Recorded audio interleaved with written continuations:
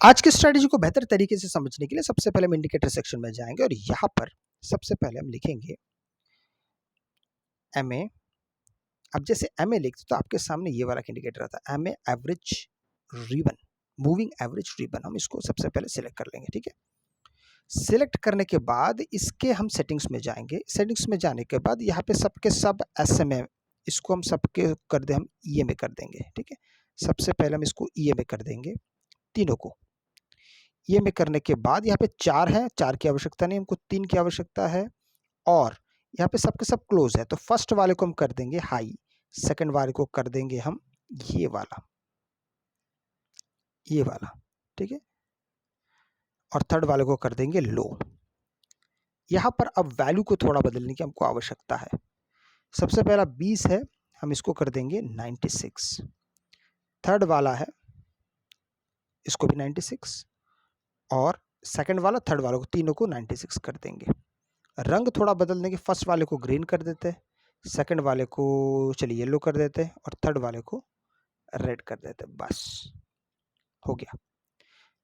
अब ये तो हमें ये बता रहा है कि मार्केट का मोमेंटम कैसा है, मार्केट किस तरीके से अपने आप को देख रहा है, मार्केट किस तरीके से ऊपर और नीचे हो रहा है, इन सारी चीज़ों को हम यहाँ पे ध्यान से देख रहे हैं। अब यहाँ पर हम और एक इंडिकेटर का सहारा लेंगे। यहाँ पे आप थोड़ा सा ध्यान दीजिएगा, उस इंडिकेटर का नाम है BZST। अब जैसे लिखते BZ, देख लीजिए एक भी यहाँ पे BZST, ठीक है। यहाँ पे आपके सामने एक इंडिकेटर चला आता है, band zigzag trend follower strategy, ठीक है। इसको हम अपने चार्ट पे लगा लेंगे, एक ही इंडिकेटर है तो आपको ज़्यादा परेशानी नहीं होगी ढूंढने में। अब इसके सेटिंग्स में हम जाएंगे। सबसे पहले बहुत ज़्यादा आपको मैसी दिखाई दे रहा है, ये थोड़ा सा हम इसको सही कर देंगे। सबसे पहले स्टाइल में हम जाएंगे। स्टाइल में जाके अब देखिए यहाँ पे आपको क्या क्या चीज़ें छोड़ देना पड़ेगा। सबसे पहले जो यहाँ पे अपर है, लोअर है, और लास्ट पिवट को भी आपको हटा देना है। करंट पिवट को अभी हटा देना है। फोर्थ ट्रेंड को भी हटा देना है। कंबाइंड ट्रेंड को भी हटा देना है। करंट डायरेक्शन को भी हटा देना है। अलाउ एंट्री को भी हटा देना है। लाइंस को भी आप चाहे तो रख सकते हैं, मैं इसको फिलहाल के लिए हटा देता हूं, ठीक है। अब आप चाहे रख सकते हैं, मैं पहले बता रहा हूँ, ये लाइंस अगर रखते, चलिए मैं आपको एक बार रख के दिखा देता हूँ तो चीज़ें आपके लिए थोड़ा सा। अभी ट्रेड्स ऑन चार्ट, इसको हटा दीजिए। सिग्नल्स ऑन लेवल, इसको भी हटा सकते हैं। बस अब इनपुट में जाइए। इनपुट में जाके यहाँ पे 20 लिखा हुआ है, इस 20 को हम कर देंगे 15। बस इस 20 को आपने 15 कर दिया। अब एक बार और इसके इनपुट्स में हम अगर देखते हैं तो 20 को 15 करने के बाद और ऐसा यहाँ पे कुछ खास नहीं है जिसमें हमको यहाँ पे उसको बदलने की आवश्यकता नहीं है, कुछ भी नहीं है। अब देखिए हमने उसको 15 कर दिया है, ठीक है। अब बात आती है कि अब आप यहाँ पे किस तरीके से चीज़ों को देखेंगे। सबसे पहले हमारे लिए ज़्यादा ज़रूरी क्या है, आपको पता ही है।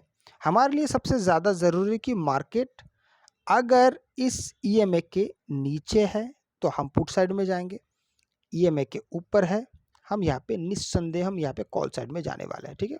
इसको ऊपर कर देता हूँ। अब याद रखिएगा कि ये बहुत दूर तक आपके लिए बैक टेस्ट नहीं करता, इसलिए आपको यहाँ पे कुछ दिखाई नहीं दे रहा है। चलिए वापस आते हैं।